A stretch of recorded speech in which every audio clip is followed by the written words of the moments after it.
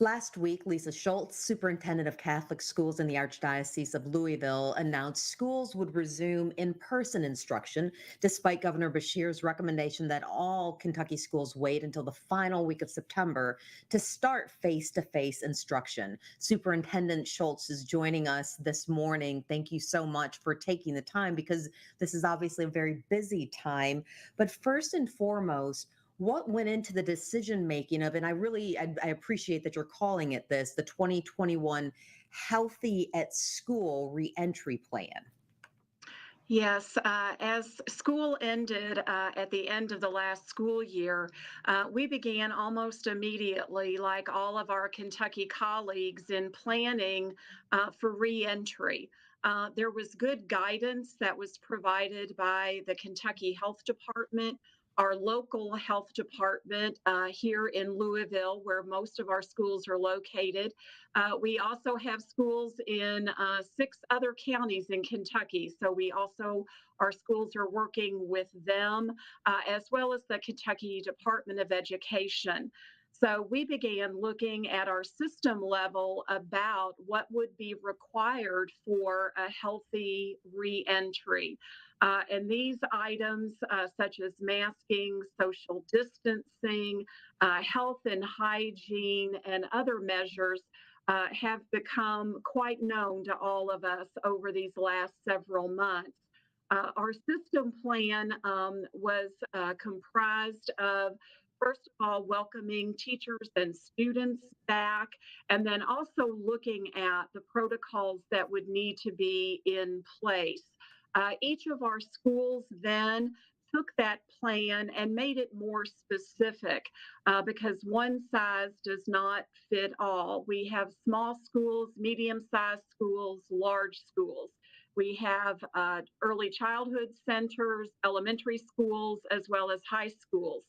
So each of those entities took the plan and then made it specific to that school's particular level.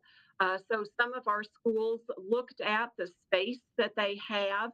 Some of our smaller schools are able to welcome all students back and maintain the social distancing as well as the other requirements.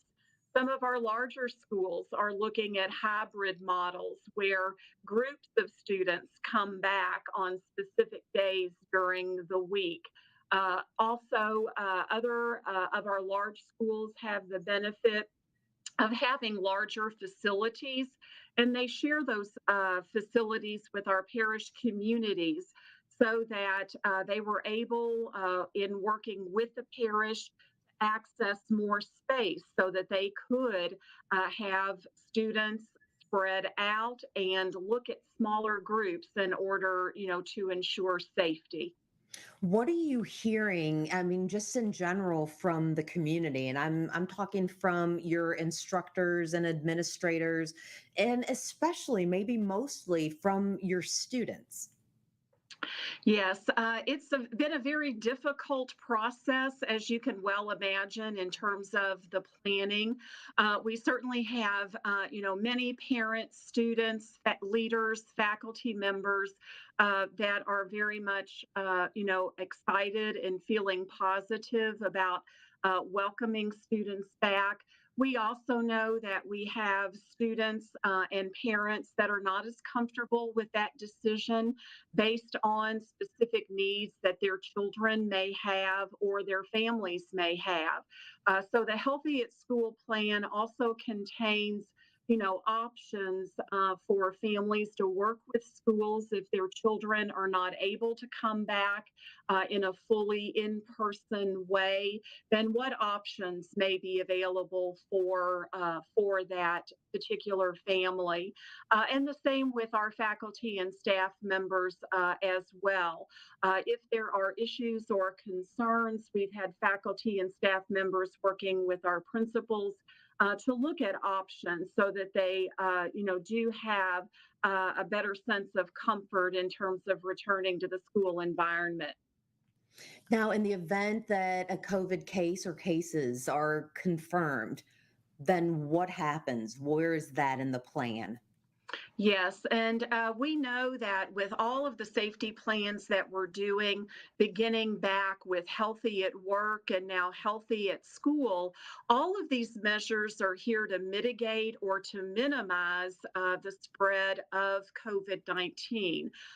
So, as a case may come up, whether it be with an adult or a child, we're following the CDC as well as our local health department guidelines, which essentially would be identifying that particular individual who would need to quarantine for the appropriate amount of days. There are also reporting requirements to the local health department, to us here at the Archdiocese, and then following the guidance of contact tracers and our health department as we work our way through that process. Well, I know none of that has been taken lightly, that's for sure. And I know this has been an unforgettable time, but last question for you. I mean, of course, this isn't something any of us could have ever predicted would have happened, but Superintendent Schulz, do you think that meeting such a challenge, I mean, collectively, because it's taking everyone in the community to meet this for you to be able to go back and be healthy at school, do you think this is going to make your school system stronger? I think it can, yes, because you're exactly right, Angie. It really requires the cooperation of everyone. I think each of us has been impacted. The way we're living our lives and the way that we're going about our daily duties and responsibilities have changed. So we're asking a lot of ourselves. We're asking a lot of our parents and our students in terms of following those guidelines. Our principals and teachers have worked tirelessly in order to ready our school environments to welcome our students back. And we all need to work together in order to make this a successful start to the school year.